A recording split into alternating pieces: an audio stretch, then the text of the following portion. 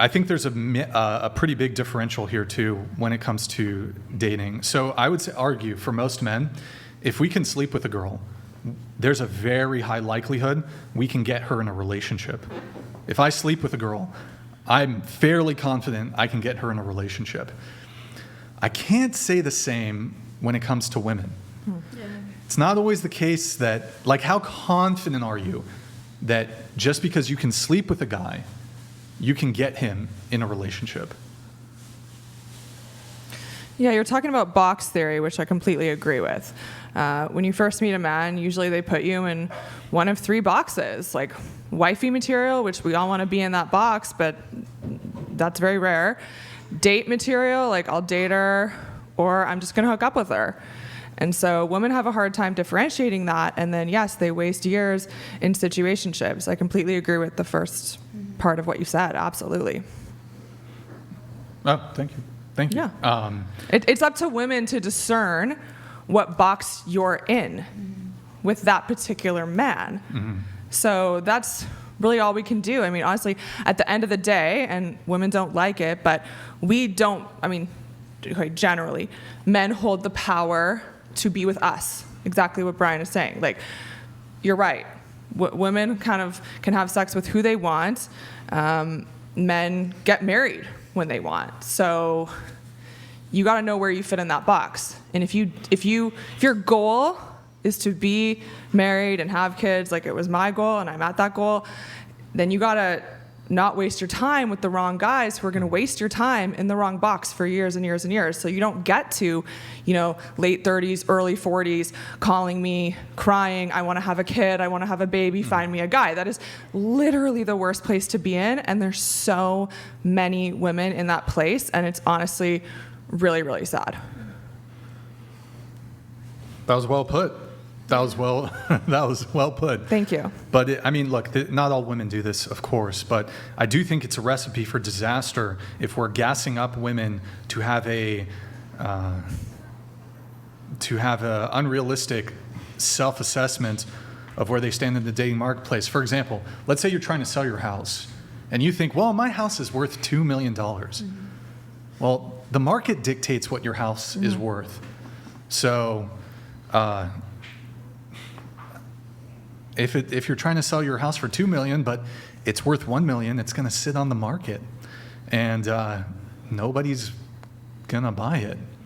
Yeah. So, absolutely, I deal with delusional women all day in my DMs. Like, I probably got 50 DMs a day of women, I joined your database, can you please set me up, what can I do? And I'm like, there's no guarantee of being contacted. Like, please stop, so absolutely. I don't know, just seems like maybe we can go through it like really quick. Yeah. Well, for you, are you looking for, how tall do you want your guy to be? Taller than me. Okay, so how tall are you? 5'2". 5'2", okay, so 5'3" and up is fine? Yeah. Okay. Do you know how much money you want him to make? More than me. How much do you make? 120. 120, okay. So 120K, make more than you. Any other characteristics that you need in a man? Funny. Funny? Mm-hmm. Really? If a guy's not funny, it's a deal breaker. Yeah, we don't have fun. Like, I think relationship is like I feel myself good, right? So other person should be happy with himself too, and we can together create something even more. So I consider myself funny, so I wanna interesting, funny, like open, and. When you say you think you're funny, do you mean you have a sense of humor, Yeah. or you're funny? No, sense of humor. Well, so sense of humor is, I think, the capacity to detect humor. So they're kind of different. Like, sense of humor would be like, I recognize something that's funny, but you might not be able to tell a joke or make somebody laugh for the. It's impossible. Other person should laugh too. Like, it should be both way funny. All right, tell me a joke. I cannot when you ask like that. I'm not comedian, so I just want other person and me feel. But you do consider yourself to be funny, Yes. and it's a deal breaker if the guy's not funny. Yes, it's important for me. Why do y'all want men to be your entertainment? Like, why is that so important? We like to laugh. No, I get that women want it, and men who can make you laugh tend to outcompete those that don't. But why?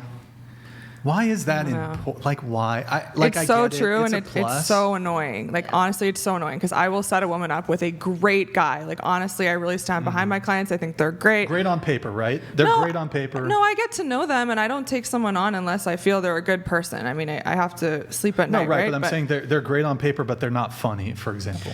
Like, yeah, it's not even a funny thing. The woman will be like, well, I just didn't feel chemistry on the dates. I'm like, you can't give him a second date. Like, you can't bring yourself to, like, go to Nobu for a second date. Like, please, like, give him a second chance, you know? Like, this guy really likes you. He's marriage-minded. There's not very many men these days that even want a serious relationship. I mean, we're in a crisis of that.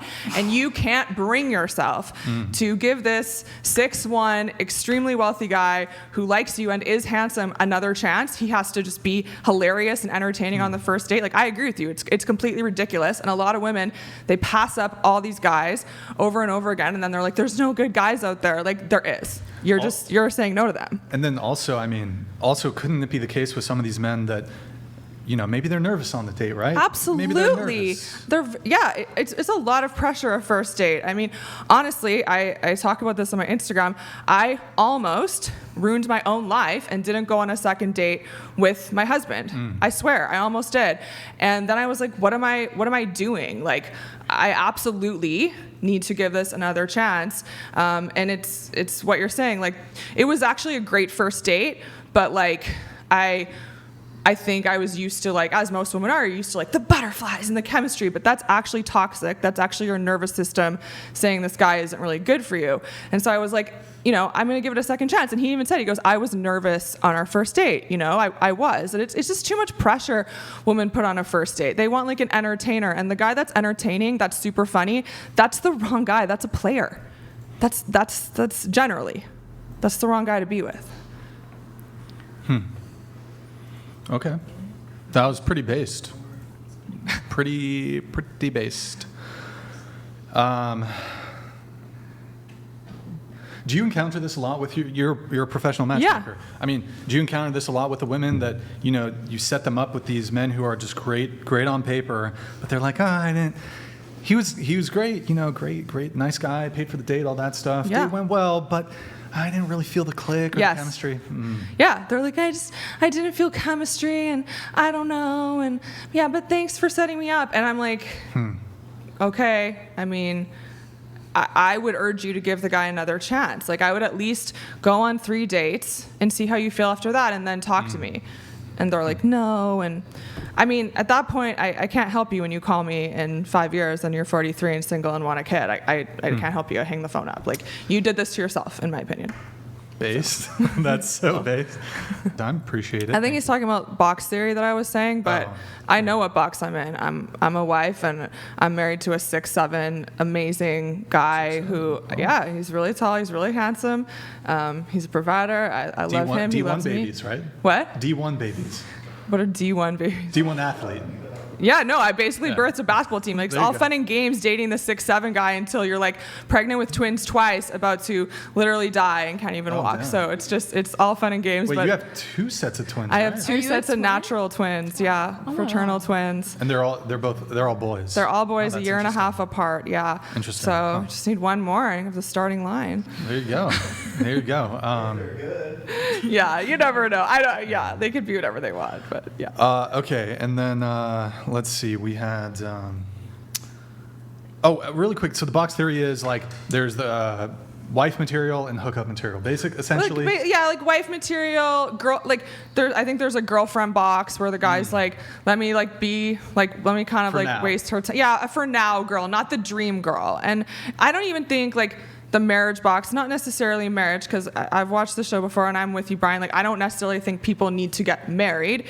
People can be together and in a serious relationship and have a partnership. But basically, like a girlfriend box of just kind of wasting a girl's time and he's not serious about her. So it's not really about the marriage and then hook up. Got it.